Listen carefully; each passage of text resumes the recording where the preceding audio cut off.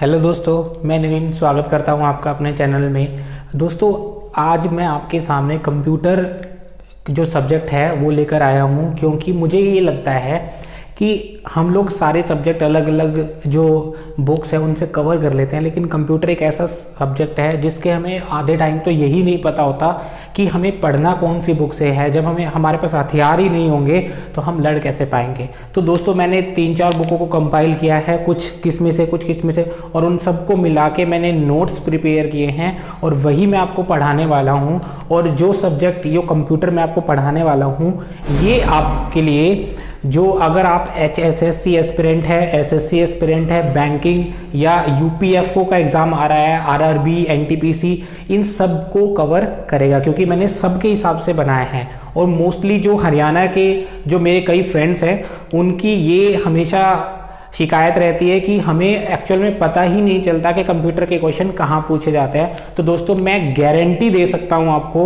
कि अगर 10 क्वेश्चन आपके कंप्यूटर में आते हैं तो उसमें से 7 तो आप इजीली कर लेंगे, क्योंकि मैंने 3-4 बुक को कंपाइल किया है और वहीं पे जाके मुझे पता लगा कि HSSC एक्चुअल में कहाँ से क्वेश्चन पिक करती है। तो दोस्तों, ज़्यादा बात ना करते हुए हम लोग शुरू करते हैं। सबसे पहले, जैसे कि हमारा सब्जेक्ट ही है कंप्यूटर, तो हम सबसे पहले पढ़ते हैं कंप्यूटर एक्चुअल में क्या चीज़ है। तो सबसे पहले इसके वर्ड का मीनिंग देख लेते हैं। तो दोस्तों, जो कंप्यूटर वर्ड है वो बना है कंप्यूट से,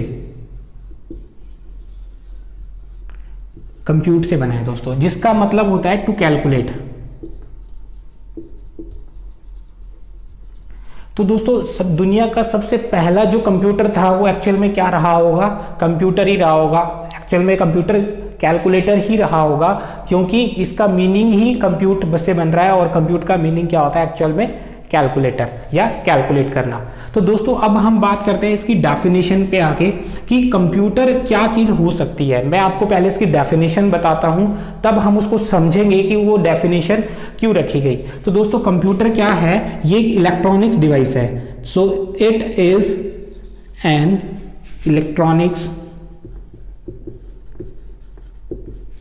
device which accept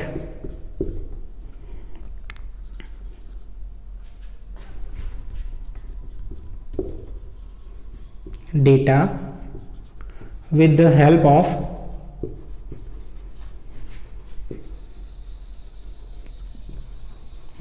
of input device।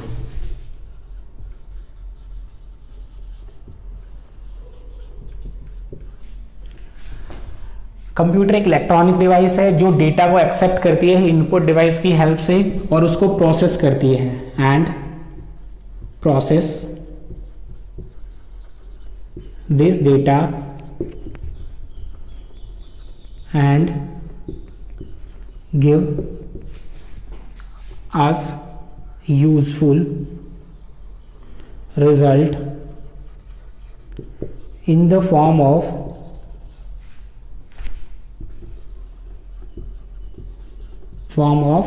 Output. तो दोस्तों, ये डेफिनेशन थी कंप्यूटर की कि कंप्यूटर क्या होता है। तो दोस्तों, इसमें कुछ चीजें हैं, जैसे कि फर्स्ट हम बात करते हैं इलेक्ट्रॉनिक डिवाइस, देन आता है इनपुट डिवाइस, और लास्ट में आता है आउटपुट। तो दोस्तों, ये 3 चीजें सबसे ज्यादा इंपॉर्टेंट है इस डेफिनेशन में। तो सबसे पहले, अगर आपने डेफिनेशन नोट नहीं किए तो आप नोट कर सकते हैं। देन उसके बाद हम लोग समझेंगे कि कंप्यूटर की यही डेफिनेशन क्यों रखी गई। अब अगर आपको डेफिनेशन नोट करनी है तो आप वीडियो को पॉज कर सकते हैं और उसके बाद इसको नोट कर सकते हैं। हाँ, अगर आप हिंदी मीडियम से हैं और आप कंप्यूटर को हिंदी में पढ़ना चाहते हैं तो भी डेफिनेशन यही रहेगी, बस इसको हिंदी में लिख दिया जाएगा। अगर आप चाहते हैं तो मैं हिंदी में भी आपको पढ़ा सकता हूं, आप कमेंट करके हमें बता सकते हैं। तो अभी हम बात करते हैं इलेक्ट्रॉनिक डिवाइस। तो सबसे पहले हम समझते हैं कि इलेक्ट्रॉनिक डिवाइस क्या है। दोस्तों,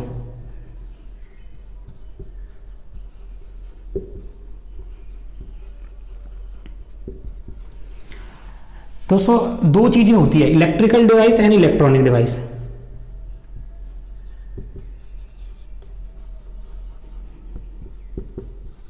दो चीजें हैं, electronic device and electric device. तो दोस्तों जो कोई भी डिवाइस लो वोल्टेज पे काम करती है,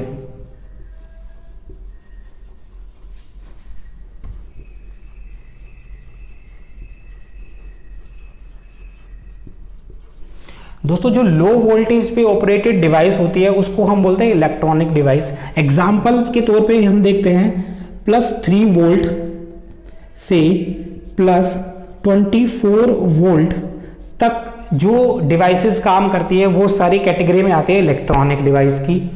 और सेकंड हमारे पास है इलेक्ट्रिकल डिवाइस, जो डिवाइसेस हायर वोल्टेज पे काम करती है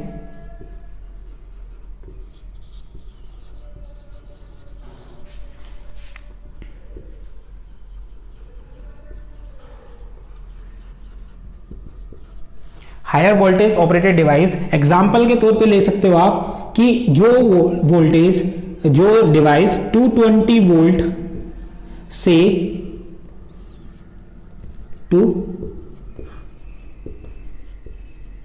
हायर 220 से ज्यादा वोल्टेज पे जो भी डिवाइसेस काम करती है वो सारी इलेक्ट्रिकल डिवाइसेस होती है। अब हम समझते हैं कि कंप्यूटर इलेक्ट्रॉनिक डिवाइस क्यों है, क्योंकि कंप्यूटर की जो ऑपरेटिंग वोल्टेज है वो +3 वोल्ट से 24 वोल्ट डीसी है। और इसके साथ साथ ऐसा नहीं है कि ये सिंपल डीसी पे ही काम करता है, ये एसी और डीसी दोनों पर काम करता है। और इसके लिए इसके अंदर लगा होता है एसएमपीएस। हम जब हार्डवेयर के बारे में डिस्कस करेंगे तब हम इन चीजों को पढ़ेंगे, व्हाट इज एसएमपीएस। अगर इसकी डेफिनेशन की बात करें तो डेफिनेशन की जरूरत नहीं है, हमें सिर्फ इसकी फुल फॉर्म देख लेते हैं हम। S for switch, M for mode, P for power, S for supply. Switch, mode, power, supply, जैसा इसका नाम ही बता रहा है कि इसमें पावर जो है वो चेंज होती रहती है। ऐसा क्यों है, कंप्यूटर को कई बार क्या होता है कि लो वोल्टेज, अब अलग अलग चीजें लगी हुई हैं उसमें, कोई कितनी वोल्टेज पे चल रही है, कोई कितनी वोल्टेज पे चल रही है, इसलिए अलग अलग डिवाइसेस अलग अलग वोल्टेज ऑपरेटेड होती है, लेकिन सारी की सारी लो वोल्टेज होती है, तो इसलिए इसको बोला जाता है इलेक्ट्रॉनिक डिवाइस।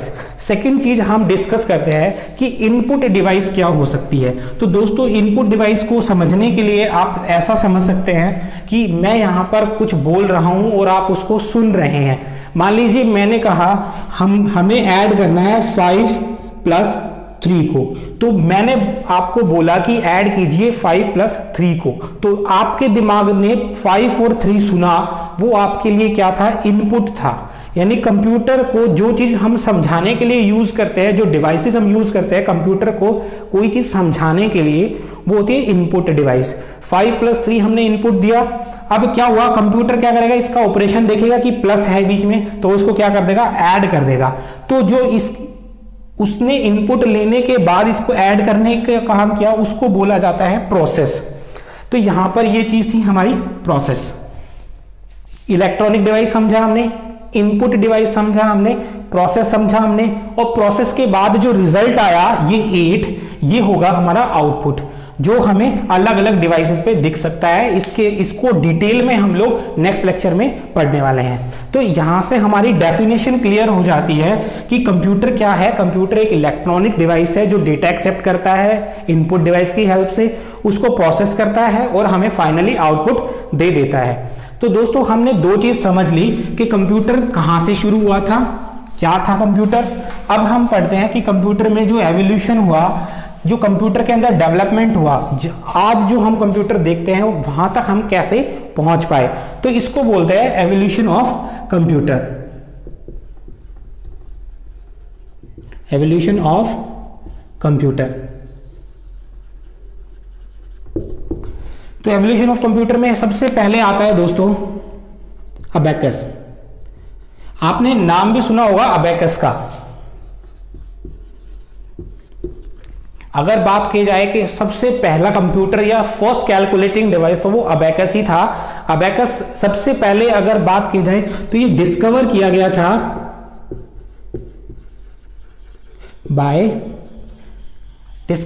था मेसोपोटामिया में। तो इस जो मेसोपोटामियंस थे उनके द्वारा।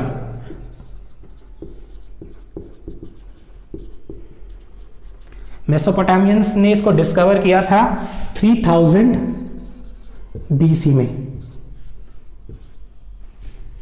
लेकिन दोस्तों जब भी आप कंप्यूटर से रिलेटेड क्वेश्चन पढ़ोगे, अगर कंपटीशन में हमें इसका आंसर पूछा जाता है तो इसका आंसर आता है चाइना। ऐसा क्यों? क्योंकि दोस्तों इसको डिस्कवर तो मेसोपोटामिया में किया गया था, लेकिन इसको इंप्रूव किया गया चाइनीज द्वारा, इंप्रूव्ड बाय चाइना। तो इसलिए दोस्तों अगर आपको ऑप्शन में मेसोपोटामिया मिलता है तो आप मेसोपोटामिया ही हिट करेंगे, लेकिन अगर मेसोपोटामिया नहीं है तो चाइना करेंगे। और मोस्टली क्वेश्चन में चाइना ही इसका आंसर आपको देखने को मिल जाता है। तो दुनिया की जो सबसे पहली कैलकुलेटिंग डिवाइस थी वो अबेकस थी, और अबेकस को डिस्कवर किया गया था मेसोपोटामिया में और 3000 BC में, लेकिन इसको फर्दर इंप्रूव किया चाइना ने। इसके बाद जो आया दोस्तों वो आया था नेपर लॉग्स एंड बोन्स। तो दोस्तों ये नेपर लॉग्स जो था, नेपर लॉग्स एंड बोन्स,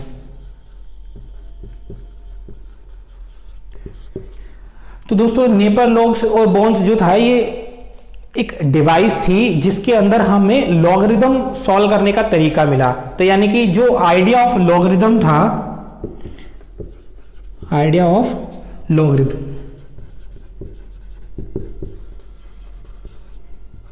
लॉगरिदम हमें यहां से मिला, और ये डिस्कवर किया गया था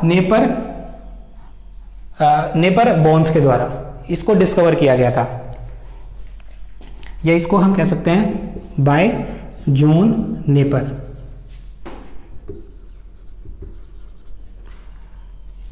ये सिर्फ लॉगरिदमिक डिवाइस थी, यानी कि लॉगरिदम हम इससे कैलकुलेट कर सकते थे। अगर सन पूछा जाए तो 1617 की बात है ये। इसके बाद आता है दोस्तों, इससे ज्यादा हमें इनमें नहीं पढ़ना है, क्योंकि हमें मेन चीज यही पूछी जाती है कि अगर ये डिवाइस है तो ये क्या थी, इसे किसने डिस्कवर किया था। उसके बाद आता है दोस्तों पैस्कलिन पे। पैस्कलिन, तो दोस्तों पैस्कलिन जो थी वो ब्लेज जो पैस्कल था उन्होंने इसको डिस्कवर किया था। ये एक फ्रेंच मैथमेटिशियन थे, और इसको 1642 में इसको डिस्कवर किया गया था by a French mathematician.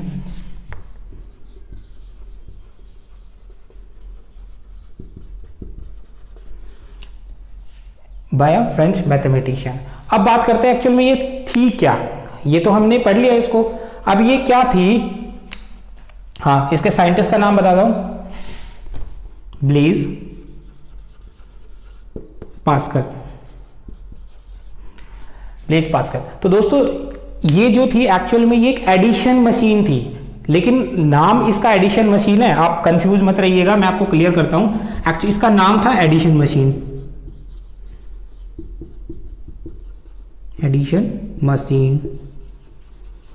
But ये क्या कर सकती थी, एडिशन के साथ साथ में अगर हम बात करें इसकी ऑपरेशन की, ऑपरेशन कैन परफॉर्म्ड, तो ये क्या कर सकती है दोस्तों, एडिशन, सब्ट्रैक्शन विद कैरी। तो ये एडिशन का काम भी कर सकती थी, सब्ट्रैक्शन का काम भी कर सकती थी, और कैरी के साथ में, या इसको हम कह सकते हैं विद कैरी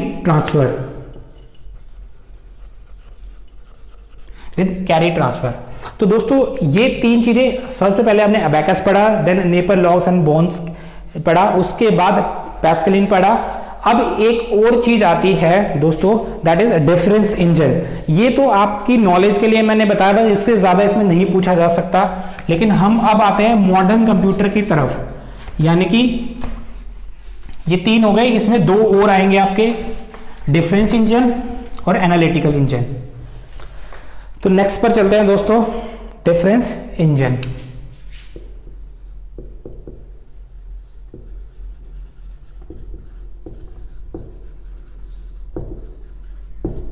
अब आते हैं डिफरेंस इंजन के ऊपर।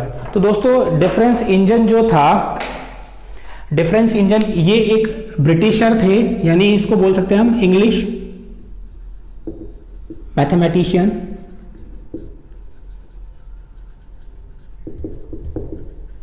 मैथमेटिशियन थे और इनका नाम आपने सुना भी होगा, ये थे चार्ल्स बैबेज।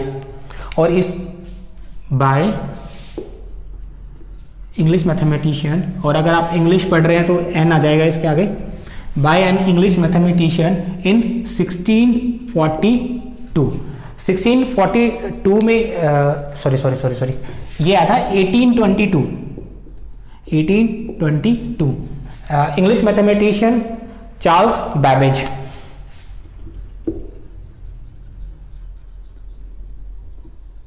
चार्ल्स बैबेज, और आपको पता हो तो यही आगे जाके फादर ऑफ मॉडर्न कंप्यूटर बने थे। अगर आपको पूछा जाए क्वेश्चन में who is the father of modern computer, तो चार्ल्स बैबेज, जो कि एक इंग्लिश मैथमेटिशियन थे, और डिफरेंस इंजन को इन्होंने 1822 में डिस्कवर किया था। अब बात करते हैं कि ये क्या क्या कर सकता था। ऑपरेशंस परफॉर्म्ड,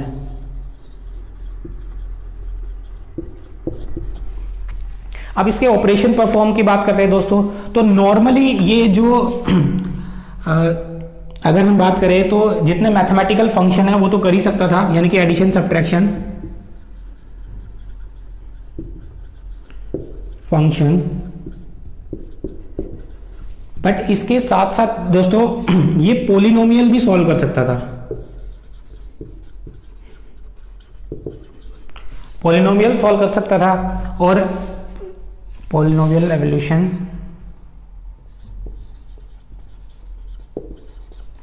इसके साथ साथ ये अलग भी चीजें कर सकता था, यानी कि जो फाइनाइट डिफरेंस है,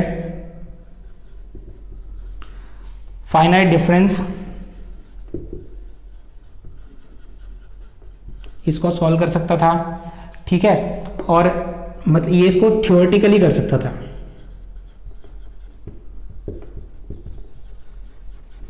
थ्योरेटिकली, और डिफरेंशियल इक्वेशन को भी सॉल्व कर सकता था, एंड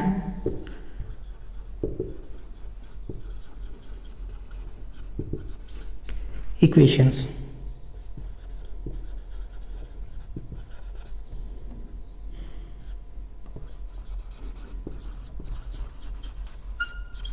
तो दोस्तों ये डिफरेंशियल इक्वेशन को भी सॉल्व कर सकता था। ये था हमारा डिफरेंस इंजन। अब अगर फर्दर हम बात करें तो दोस्तों इसके बाद जो हमारे सामने आया, उसके बाद हमारे सामने आता है एनालिटिकल इंजन। अगर एनालिटिकल इंजन की बात की जाए तो ये भी चार्ल्स बैबेज ने ही डिस्कवर किया था, analytical engine. Analytical engine by English mathematician 1833 में, यानी कि इससे 11 साल बाद में चार्ल्स बैबेज ने ही इसको क्या किया था, डिस्कवर किया था। और ये एनालिटिकल इंजन जो था ये था बेस ऑफ मॉडर्न कंप्यूटर। तो यानी कि आप ये बोल सकते हो कि इसी को बेस मानते हुए हम कंप्यूटर में आगे बढ़े, और हमने क्या किया, वहां पे कंप्यूटर के बारे में अलग अलग ऊंचाइयों को हम छूते चले गए। तो दोस्तों ये था। अब हम पढ़ते हैं जनरेशंस ऑफ कंप्यूटर। तो नेक्स्ट जो टॉपिक रहेगा हमारा, अगर आपने नोट नहीं किया है तो आप वीडियो को पॉज करके उसे नोट कर सकते हैं, फिर आप कंटिन्यू कर सकते हैं। अब हम बात करते हैं दोस्तों जनरेशंस ऑफ कंप्यूटर के बारे में। तो जनरेशंस ऑफ कंप्यूटर के बारे में मैं आपको बता दूं, जनरेशंस ऑफ कंप्यूटर। अब जनरेशंस ऑफ कंप्यूटर है, हमने कंप्यूटर की जनरेशन बना दी, लेकिन हमने ये तो नहीं बताया कि जनरेशन ऑफ कंप्यूटर जो है वो किस क्राइटेरिया पे हमने उसको आधारित किया, यानी किस क्राइटेरिया पे रखा कि हम उसको बोल सकते हैं कि ये चीजें जनरेशन ऑफ कंप्यूटर के अंदर कंसीडर की जाएगी। तो उसके लिए दो चीजें थी दोस्तों। सबसे पहले अगर हम बात करें तो सबसे पहले था growth in computer industry, growth in computer industry. सबसे पहला था ग्रोथ इन कंप्यूटर इंडस्ट्री, और ये कैसे डिटरमाइन की गई, बाय इसको लिख देते हैं डिटरमाइंड बाय डेवलपमेंट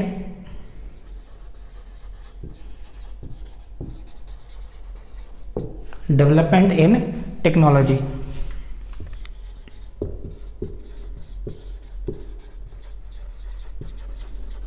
पहला क्राइटेरिया ये था कि जो टेक्नोलॉजी के अंदर डेवलपमेंट हुआ उसके बेसिस पे जो कंप्यूटर की इंडस्ट्री में ग्रोथ हुई उसको क्राइटेरिया रखा हमने जनरेशन ऑफ कंप्यूटर का। सेकंड, 2 पॉइंट हैं। सेकंड पॉइंट ये है कि जब भी हम एक फेज से दूसरी फेज में गए तो उसके अंदर हार्डवेयर के अंदर क्या क्या चेंजेस हुए, सॉफ्टवेयर के अंदर क्या क्या चेंजेस हुए, तो सेकंड बेस वो बना। तो इसको हम लिख सकते हैं इन ईच फेज, या इसको आप लिख सकते हो generation. In each phase and a generation of hardware and software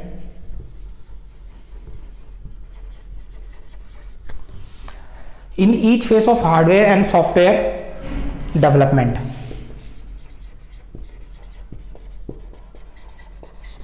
तो दोस्तों ये 2 चीजें थी, ये 2 पॉइंट रहे, इनके बेसिस पे हमने क्या बनाई, जनरेशन बनाई अलग अलग।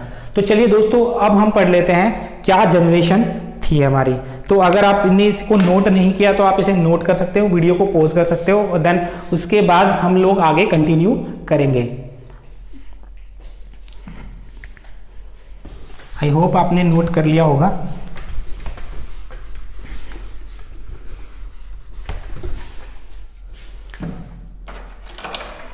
तो सबसे पहले हम पढ़ते हैं दोस्तों फर्स्ट जनरेशन।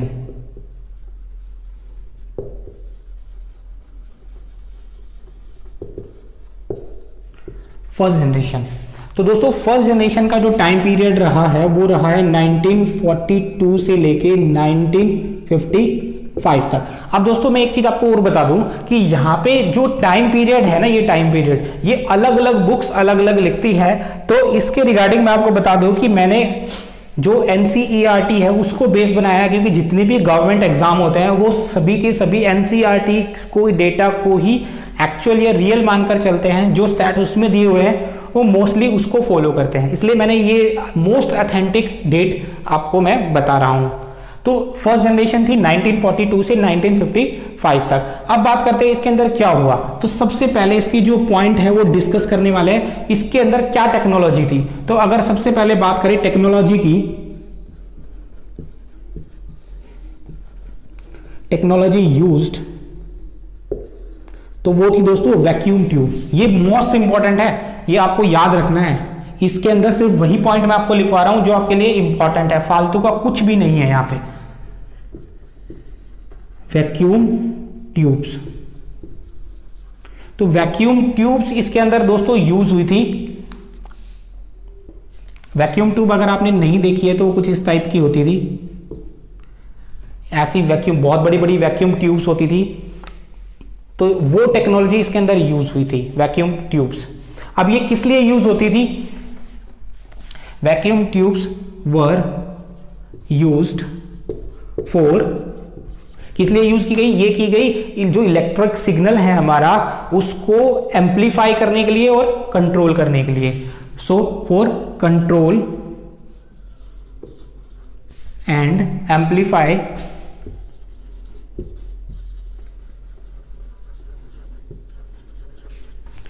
Electric signal.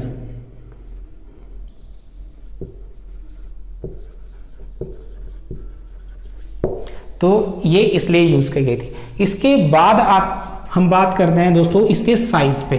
तो इसके साइज की अगर बात की जाए तो इसका साइज बहुत ज्यादा था, बड़ा था। तो इसको हम लिख सकते हैं the size of computer, size of computer was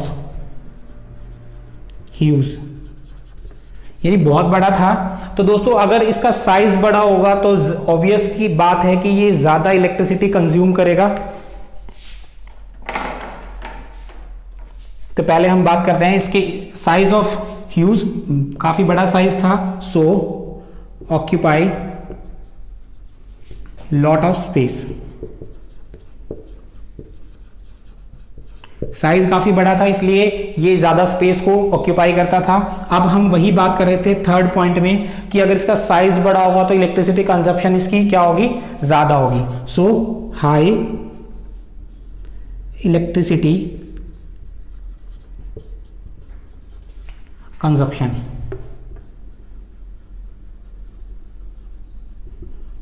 high electricity consumption. अब हाई इलेक्ट्रिसिटी कंजप्शन होगी तो दोस्तों हाई हीट भी प्रोड्यूस होगी। So produce lot of heat. अब दोस्तों आपको पता है कि अगर ज्यादा इलेक्ट्रिसिटी कंज्यूम कर रहा है तो ज्यादा हीट प्रोड्यूस हो रही है, और अगर ज्यादा हीट प्रोड्यूस होगी तो जल्दी गर्म हो जाएगा, और जल्दी गर्म होगा तो क्या होगा। अब कोई भी मशीन अगर गर्म हो जाती है तो आपको पता है कि उसके फेल होने के चांसेस क्या रहते हैं, बहुत ज्यादा रहते हैं। तो इसलिए ये क्या था, नेक्स्ट पॉइंट यही होता है। सो इट वॉज अनरिलायबल, इस पे भरोसा नहीं किया जा सकता कि कब ये फेल हो जाए, because of frequent hardware failure. एक पॉइंट ये हो गया दोस्तों। अब हमने बात की अगर ये इतना ज्यादा बड़ा था तो इसको कमर्शियली बनाना थोड़ा सा पॉसिबल नहीं हो पाएगा। So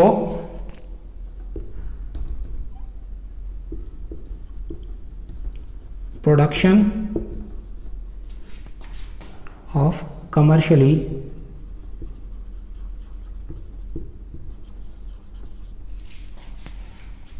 was difficult.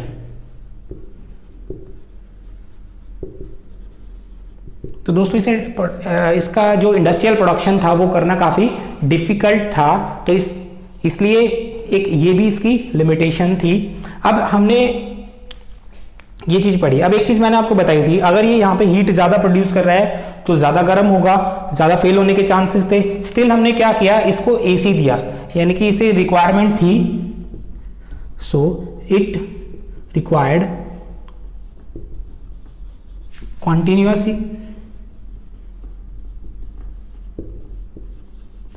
एसी या एयर कंडीशन।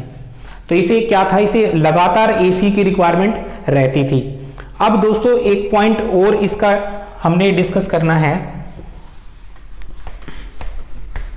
अगर आप नोट नहीं कर पाए हैं तो दोस्तों प्लीज मेरी रिक्वेस्ट है, वीडियो को पॉज कीजिए और उससे वहां से आप नोट कर लीजिए, अदरवाइज वीडियो काफी बड़ी हो जाएगी। मुझे मिनिमम टाइम में आपको मैक्सिमम कवर करवाना है। तो दोस्तों अब हम बात करते हैं नेक्स्ट पॉइंट पे कि अब जब ये कंप्यूटर बना तो इसके अंदर प्रोग्रामिंग की गई होगी। तो programming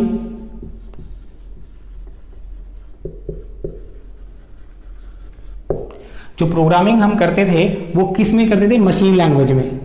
was done in machine language.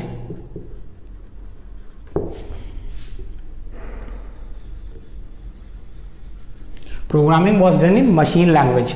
But एक चीज और दोस्तों, जब ये जनरेशन खत्म हुई इसके एंड तक जाके हमने असेंबली लैंग्वेज को यूज करना भी शुरू कर दिया था। So assembly language was started at the end of this generation।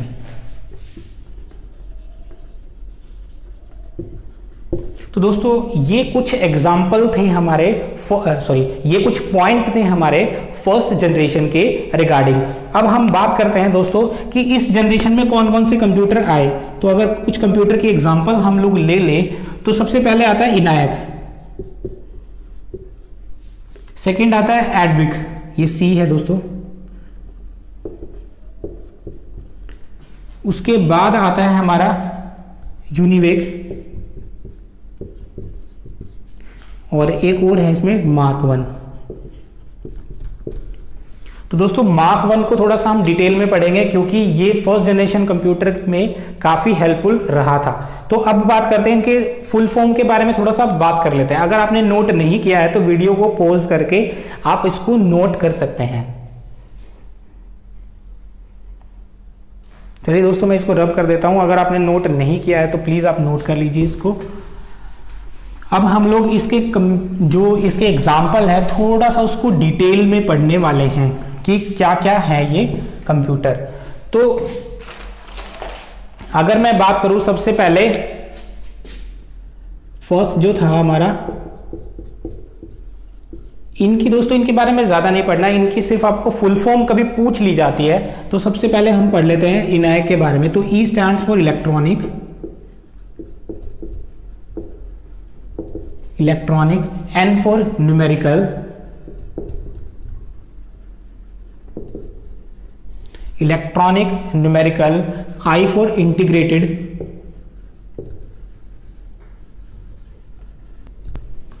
And A for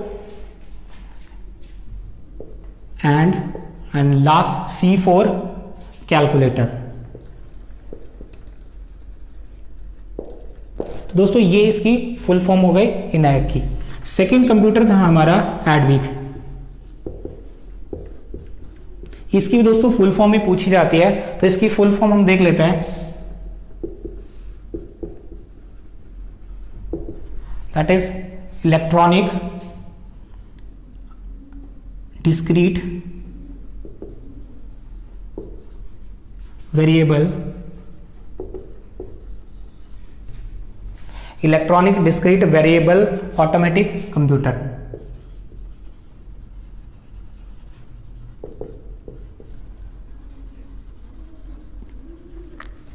ये सिर्फ इन दो जो एग्जाम्पल थे फर्स्ट जनरेशन कंप्यूटर की, इनके सिर्फ एग्जाम्पल ही पूछे जाते हैं। अब जो थर्ड कंप्यूटर है उसको थोड़ा सा डिटेल में हम लोग पढ़ने वाले हैं, दैट इज मार्क 1। दोस्तों ये थोड़ा सा इंपॉर्टेंट है क्वेश्चन। अब अगर बात की जाए मार्क 1 की, तो दोस्तों इसको 1944 में इसको डिस्कवर किया गया था या डिजाइन किया गया था। किसके द्वारा? बाय एक प्रोफेसर थे दोस्तों, Harvard,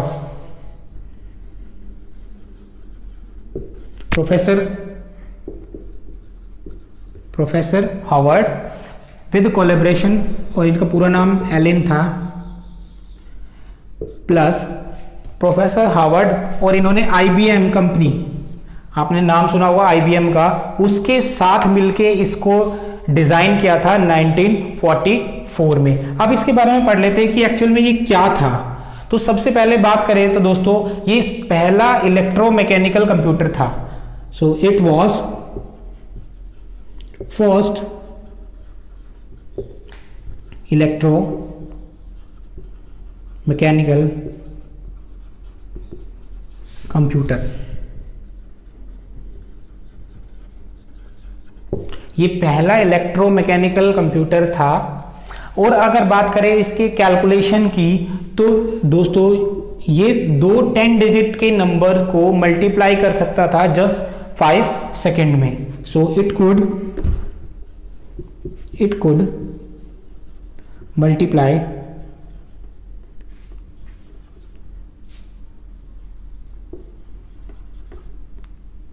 2 10 digit number in 5 second. 2 10 digit के नंबरों को ये 5 सेकेंड में ही कैलकुलेट कर सकता था दोस्तों। और एक बात और की जाए इंपॉर्टेंट है, ये पहला जनरल पर्पस कंप्यूटर था। So it was first general purpose computer.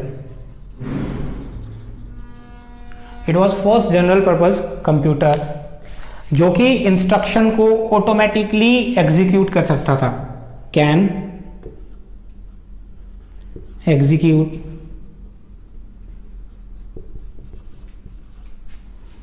Instruction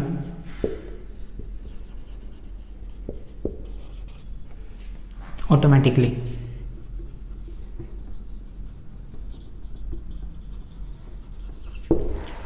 तो दोस्तों अगर आप मेरे साथ जुड़े रहते हैं तो आपको कंप्यूटर के रिगार्डिंग किसी भी और बुक को देखने की जरूरत नहीं है। ये नोट्स ही आपके लिए इनफ होंगे कि आप एसएससी, एचएसएससी और अदर जो एग्जाम है, रेलवे हो गया, सारे एग्जाम को आप इजीली क्रैक कर सकते हैं। मोर देन इनफ मैंने सिलेबस रखा है। और अगर बात की जाए हरियाणा वालों की, तो मैं खुद भी भाइयों हरियाणा से ही हूं, तो मैं समझ सकता हूं कि हमारे साथ क्या बीतती है जब एग्जाम के अंदर क्वेश्चन आते हैं।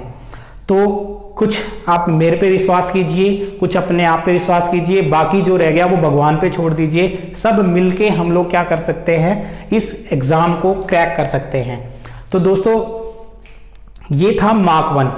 तो अब हम मूव कर रहे हैं सेकंड जनरेशन कंप्यूटर्स के बारे में। तो दोस्तों हमने सबसे पहले देखा फर्स्ट जनरेशन में कि जो टेक्नोलॉजी यूज हुई थी वो टेक्नोलॉजी थी वैक्यूम ट्यूब्स। ये सारी इंपॉर्टेंट चीजें दोस्तों ये आपके माइंड में रहनी चाहिए। सेकंड जनरेशन के अंदर जो टेक्नोलॉजी यूज हुई थी वो टेक्नोलॉजी थी दोस्तों ट्रांजिस्टर्स। टेक्नोलॉजी यूज्ड थी ट्रांजिस्टर्स।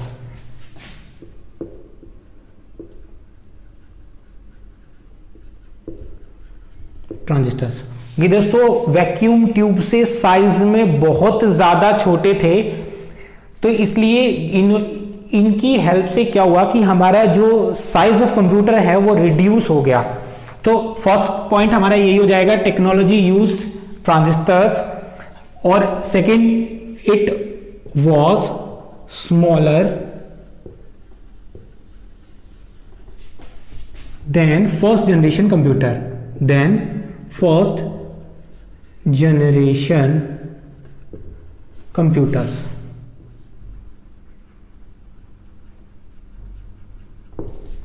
सेकंड दो पॉइंट हमने डिस्कस कर लिए दोस्तों। अब अगर देखिए दोस्तों साइज इनका छोटा हो गया तो पावर कंजप्शन भी कम हो जाएगी। So they used less electricity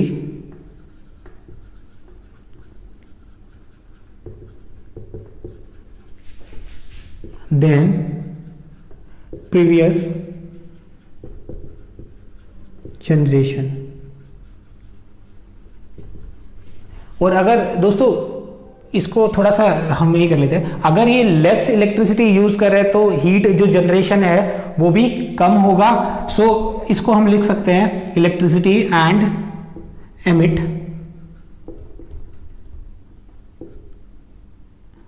emitting less heat.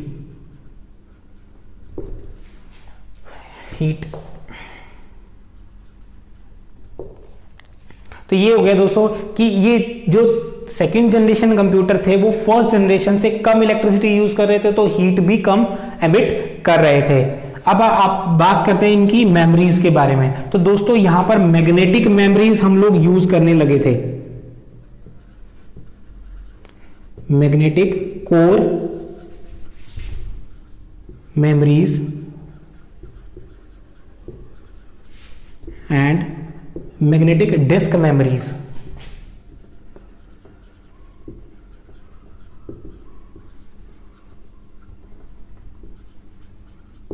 Disc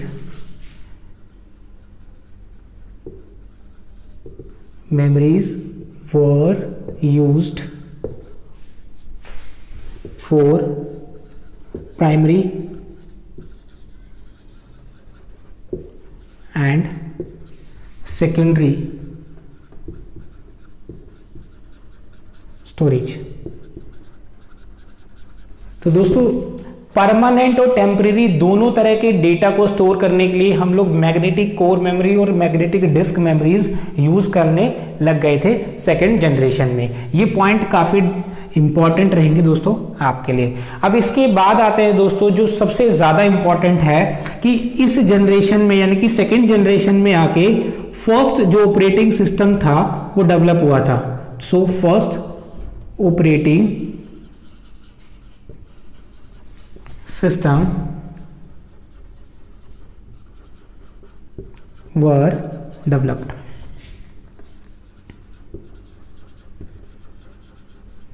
first operating system इस जनरेशन में आके हम लोगों ने डेवलप कर लिया था। इसके बाद बात करते हैं दोस्तों, ये जो कंप्यूटर है कमर्शियली यूज होने लगे थे। इससे पहले के जो कंप्यूटर थे वो यूनिवर्सिटीज और रिसर्च के लिए ही थे, लेकिन सेकेंड जनरेशन में आते आते कंप्यूटर जो है कमर्शियल पर्पज से यूज होने लगे थे, यानी कि हम बोल सकते हैं कि इंडस्ट्रीज में भी यूज होने शुरू हो गए थे। सो दे वर used commercially, they were used commercial purpose, या कह सकते हैं इसको commercial पर्पस के लिए हम इसे यूज करना शुरू कर चुके थे। अब बात कर लेते हैं दोस्तों इनकी प्रोग्रामिंग लैंग्वेज की, जो सबसे ज्यादा इंपॉर्टेंट है। हम लोगों ने पढ़ा कि फर्स्ट जनरेशन में हमने मशीन लैंग्वेज यूज की थी, लेकिन सेकंड जनरेशन कंप्यूटर तक आते आते हम लोगों ने असेंबली यूज करने शुरू कर दी। इसके साथ साथ और अदर हाई लेवल लैंग्वेज पे हम लोग स्विच कर चुके थे। So assembly language and other high level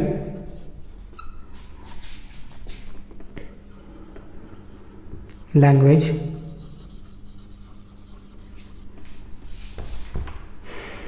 were used for programming।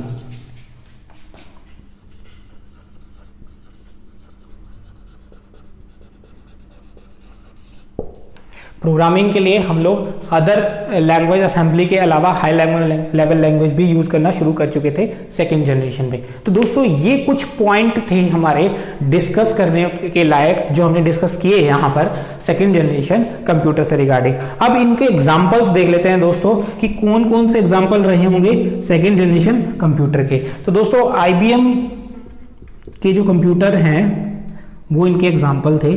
So IBM computer था जो 1401 एंड IBM की फुल फॉर्म दोस्तों इंटरनेशनल बिजनेस मशीन है 1620, और एक इसके अंदर और आ जाएगा आपका यूनिवेक 1108। ये कुछ कंप्यूटर थे दोस्तों सेकेंड जनरेशन कंप्यूटर। अब हम चलते हैं थर्ड जनरेशन पर। अगर आपने नोट नहीं किया है तो दोस्तों आप इसका स्क्रीनशॉट भी ले सकते हैं, और चाहे तो वीडियो को पॉज कर सकते हैं और उसके बाद इसको इजीली नोट कर सकते हैं। अब एक चीज इसमें रह गई दोस्तों कि सेकेंड जनरेशन का जो टाइम पीरियड था वो 1955 से लेके 1964 तक रहा। और दोस्तों मैं बता रहा हूं ये मोस्ट ऑथेंटिक है, क्योंकि मैं ये डेटा जो है मैंने NCERT से लिया है, जो कि गलत होने के चांसेस ना बराबर है, क्योंकि गवर्नमेंट एग्जाम जो भी अथॉरिटी कंडक्ट कराती है वो इन्हीं चीज़ों पर रिलायबल रहती है या बेस्ड होती है, क्योंकि इसके अलावा आप ऑब्जेक्शन भी नहीं लगा सकते, क्योंकि वो बुक भी कोई गवर्नमेंट अप्रूव्ड या अथेंटिक होनी चाहिए। तो गवर्नमेंट अपने ही डेटा पर ज़्यादा बिलीव करती है। हम बात करते हैं अभी थर्ड जनरेशन पर।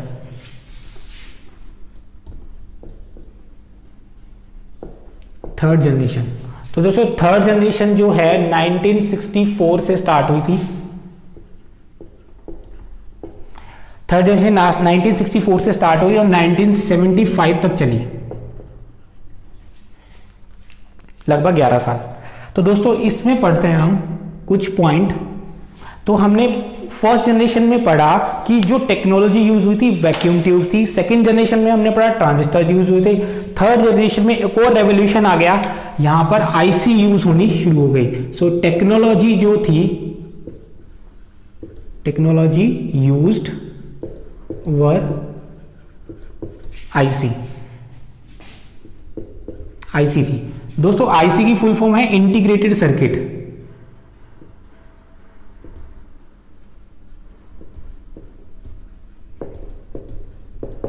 Integrated circuit. अब समझते हैं ये इंटीग्रेटेड सर्किट क्या है। दोस्तों ये एक आईसी कुछ ऐसी होती है, चिप जिसको बोलते हैं हम, कॉमन लैंग्वेज में वही आईसी होती है हमारी, फुल फॉर्म इंटीग्रेटेड सर्किट होता है। उसके अंदर एक मटेरियल लगा होता है सिलिकॉन लगा होता है, और उसी मटेरियल को हम अगर एक टुकड़े के रूप में काट ले तो उसको बोलते हैं वेफर। तो सिलिकॉन वेफर को उठा के एक प्लास्टिक की जो केस है उसके अंदर हम बंद कर देते हैं और उसके अंदर सर्किट डिजाइन कर देते हैं, उसको बोला जाता है इंटीग्रेटेड सर्किट। अब यहां पर बात की जाए दोस्तों, तो मैंने बताया था सेकेंड जनरेशन पे ट्रांजिस्टर्स यूज हुए थे। तो इसके अंदर आईसी के अंदर दो टेक्नोलॉजी हमें मिली, फर्स्ट थी एसएसआई और सेकेंड थी एमएसआई। इस आईसी के अंदर हमने ट्रांजिस्टर सर्किट बनाए और वो कैसे थे वो उसको डिस्कस करते हैं। उसके बेसिस पे ये दो थी दोस्तों। एसएसआई का मीनिंग यहां पर है small scale integration,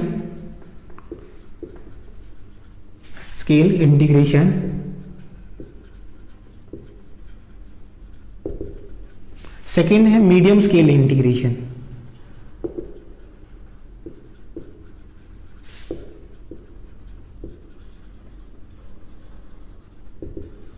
medium scale integration. तो दोस्तों स्मॉल स्केल इंटीग्रेशन और मीडियम स्केल इंटीग्रेशन का मीनिंग यहां पर समझिए। अगर मैं बात करता हूं स्मॉल स्केल इंटीग्रेशन की, तो एक आईसी है मेरे पास, उसके अंदर हमने 10 ट्रांजिस्टर्स माउंट कर दिए। एक आईसी के अंदर 10 ट्रांजिस्टर लगा के एक सर्किट बना दिया, that is small scale integration. इससे साइज और ज्यादा छोटा हो गया। और दूसरा था मीडियम स्केल इंटीग्रेशन, एमएसआई। इसके अंदर दोस्तों हमें उतने ही साइज में हमने क्या किया, 100 ट्रांजिस्टर्स लगा दिए। तो उस टेक्नोलॉजी को बोला गया मीडियम स्केल इंटीग्रेशन। ये दोनों टेक्नोलॉजी आईसी पर ही बेस्ड थी। तो ये था दोस्तों फर्स्ट आईसी के बारे में थोड़ा सा डिस्कशन। अब हम नेक्स्ट पॉइंट पर चलते हैं। क्योंकि ट्रांजिस्टर्स यूज हुए थे, आईसी यूज होने लग गई। अब आईसी यूज होने की वजह से क्या हुआ, जो स्पीड है कंप्यूटर की वो बहुत ज्यादा बढ़ गई और जो पावर है कंजप्शन है वो बहुत ज्यादा कम हो गई। तो यहां पर हम बात करते हैं लो पावर कंजप्शन।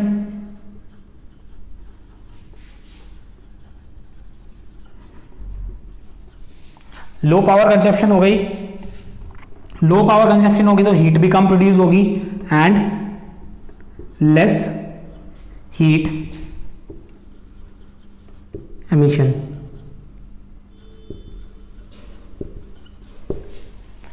एक पॉइंट ये हो गया इसका। अभी हमने एक चीज और डिस्कस की थी कि कंप्यूटर ज्यादा फास्ट हो गए। So computers were faster than previous generations।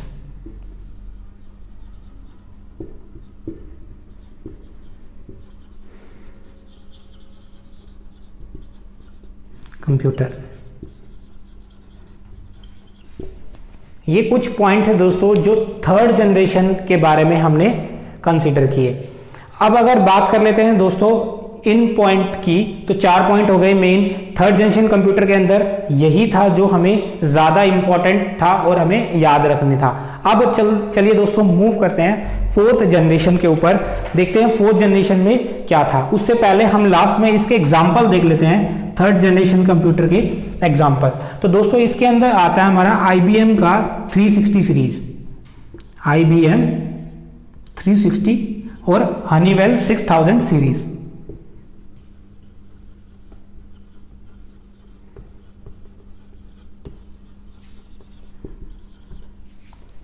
ये दोस्तों कंप्यूटर थे हमारे थर्ड जनरेशन के। अगर आपने नोट कर लिया है तो बहुत बढ़िया है, अगर नहीं कर पाए हैं तो आप वीडियो को पॉज कर लीजिए और आराम से इसको नोट कर लीजिए। अब हम लोग मूव करते हैं फोर्थ जनरेशन पर।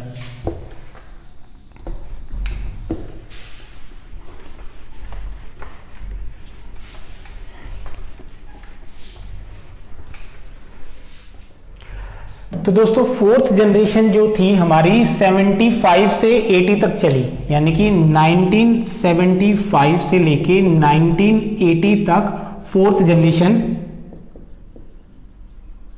हमारी रही।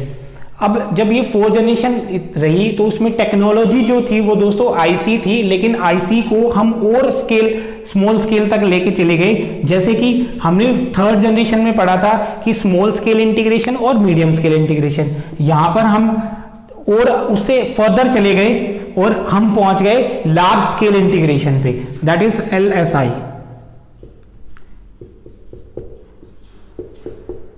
लार्ज स्केल इंटीग्रेशन, यानी कि हमने उतने ही साइज में और ज्यादा ट्रांजिस्टर्स माउंट कर दिए तो उससे मेमोरी साइज बढ़ गया और जो साइज ऑफ कंप्यूटर है वो और ज्यादा रिड्यूस हो गया। और इसके साथ VLSI एक और आई, ये 2 टेक्नोलॉजी यहां पर यूज हुई, that is very large scale integration.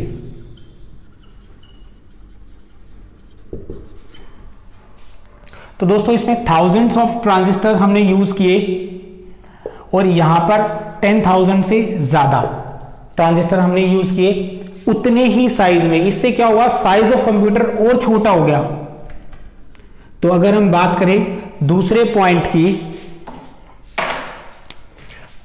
उससे पहले एक इंपॉर्टेंट चीज लिख लेते हैं हम कि माइक्रो प्रोसेसर जो था दोस्तों वो 4th जनरेशन में आके ही डेवलप हुआ। So micro processor developed in this generation. इस जनरेशन में माइक्रो प्रोसेसर डेवलप हो गया। उसके बाद हम बात करें पोर्टेबल कंप्यूटर। पोर्टेबल कंप्यूटर यानी कि आप लैपटॉप की बात कर सकते हैं, एक मतलब प्लेस से उठा के दूसरे प्लेस पर ले जा सके, तो पोर्टेबल कंप्यूटर वर डेवलप्ड। इस जनरेशन आते आते पोर्टेबल कंप्यूटर भी बन गए थे। अब एक और पॉइंट दोस्तों कि नेटवर्किंग की हम बात करें, इंटरनेट और नेटवर्किंग 2 अलग अलग चीजें हैं दोस्तों, उनको हम नेटवर्किंग जब पढ़ेंगे तब डिस्कस करेंगे। तो नेटवर्किंग स्टार्ट हो गई थी दोस्तों। नेटवर्किंग इस जनरेशन तक हमने नेटवर्किंग और data communication, networking and data communication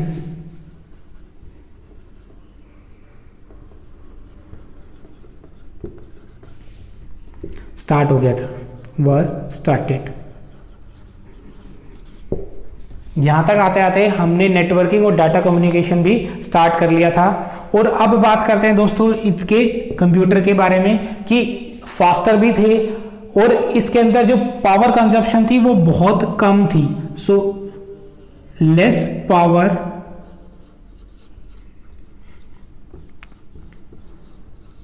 consumption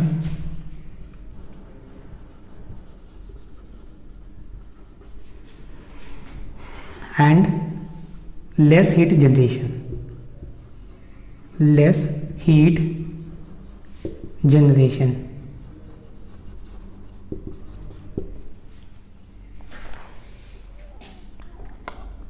और लास्ट पॉइंट ये दोस्तों, बहुत इनकी जो प्रोडक्शन की कॉस्ट है वो बहुत ज्यादा कम हो गई थी, इसलिए ये हर आदमी मींस कमर्शियल के अलावा पर्सनल कंप्यूटर के रूप में भी हम इन्हें खरीद सकते थे।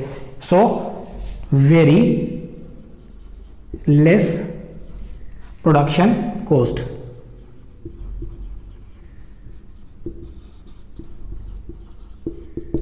Very less production cost. तो दोस्तों ये पॉइंट थे कुछ 4th जनरेशन के जो हमारे लिए यूजफुल थे। अब हम बात करते हैं दोस्तों next generation, that is 5th generation.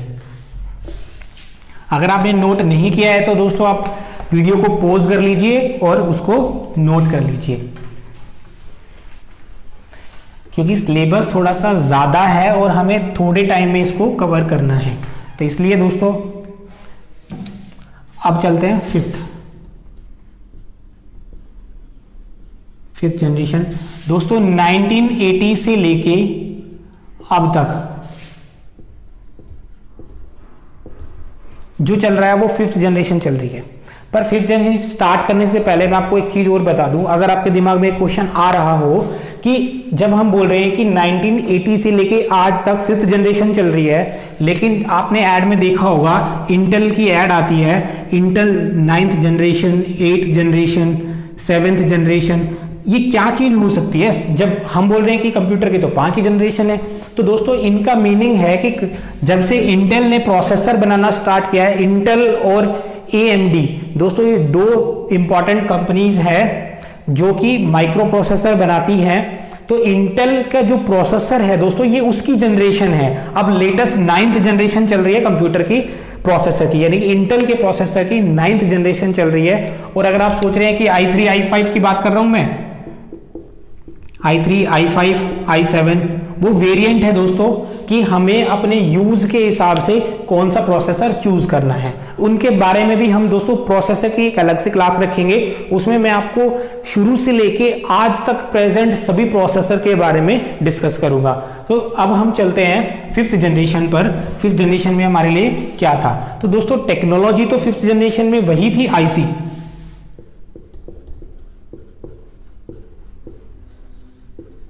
Technology IC थी। लेकिन आईसी में हम लोग कहां तक चले गए?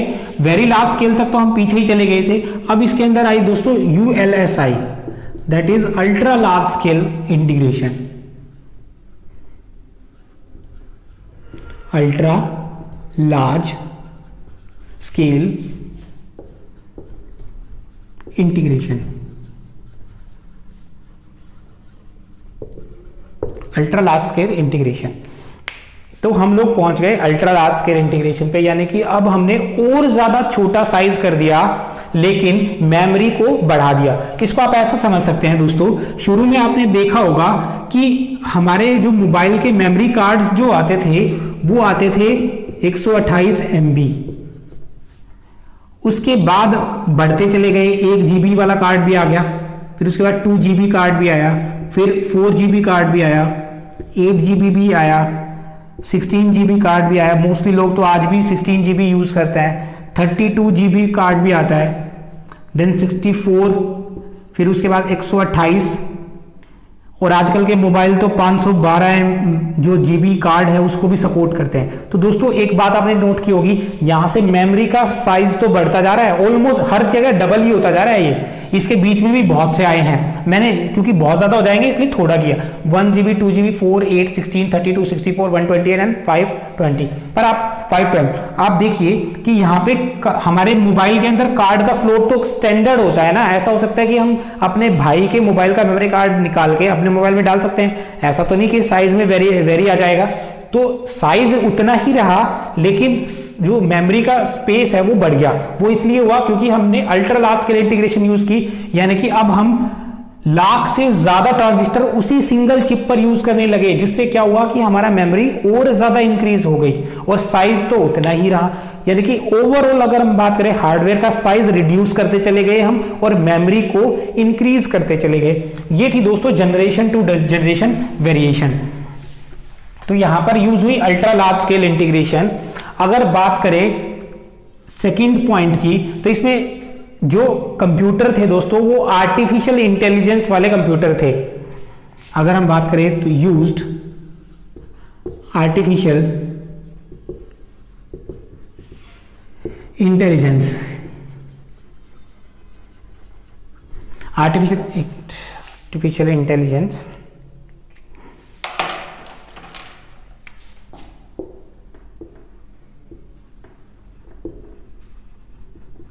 Artificial intelligence. तो आजकल के कंप्यूटर आर्टिफिशियल इंटेलिजेंस यूज करते हैं दोस्तों।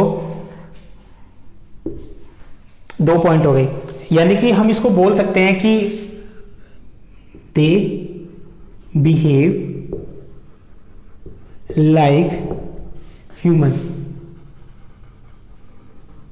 दोस्तों ऐसा बोला जाता था रिसेंट टाइम में कि यानी मशीन की बात करें और इंसान की बात करें तो दोनों में एक ही बेसिक डिफरेंस है। वो डिफरेंस यही है कि ह्यूमन जो है उसके अंदर इमोशंस होते हैं, वो डिसीजन ले सकता है, मशीन डिसीजन नहीं ले सकती। मशीन को जैसा आप इनपुट दोगे वो उस हिसाब से आपको प्रोसेस करके दे देगी, सेम कंप्यूटर की चीज थी। लेकिन आज के टाइम पे आर्टिफिशियल इंटेलिजेंस जो है वो एक इमोशन ही है, यानी कि कंप्यूटर क्या कर सकता है, खुद डिसीजन ले सकता है, अच्छा या बुरा वो खुद डिसाइड कर सकता है। तो इसलिए आर्टिफिशियल इंटेलिजेंस को हमने लिखा they behave like a human, वो ह्यूमन की तरह बिहेव करते हैं।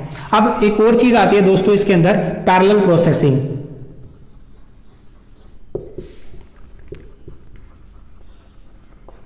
पैरेलल प्रोसेसिंग का मतलब है दोस्तों बहुत सारे प्रोसेसर जो है हम उनका ग्रुप बना दे तो वो एक साथ काम कर सकते हैं, दैट इज पैरेलल प्रोसेसिंग। इस मेनी प्रोसेसर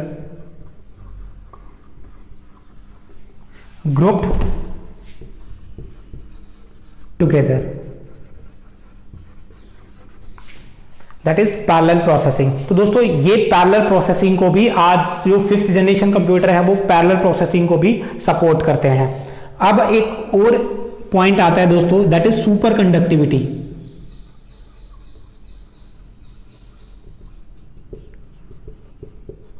सुपर कंडक्टिविटी दोस्तों, अगर आप साइंस में सुपर कंडक्टिविटी पढ़ते हैं तो ये साइंस वाला सुपर कंडक्टिविटी नहीं है।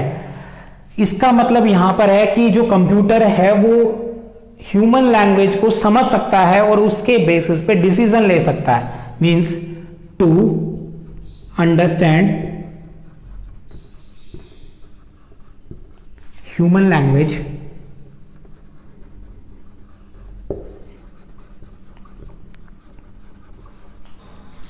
To understand human language and take decision.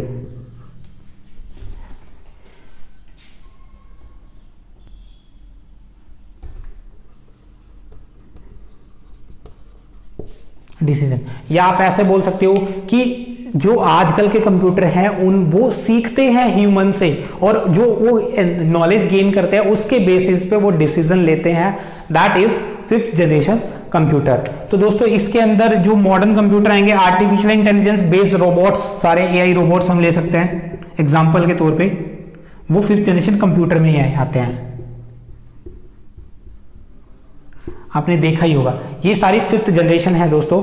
तो यहां पर हम लोगों ने जनरेशन या बोल सकते हैं कि हिस्टोरिकल पार्ट जो रहा था कंप्यूटर का वो हमने कंप्लीट कर लिया है। अब दोस्तों जो नेक्स्ट हमारा लेक्चर रहेगा हम उसमें जो बेसिक टर्म्स होती है कंप्यूटर को लेके कि कैसे कंप्यूटर को समझना शुरू किया जाए उस पर डिस्कस करेंगे। तो दोस्तों मिलते हैं नेक्स्ट लेक्चर में।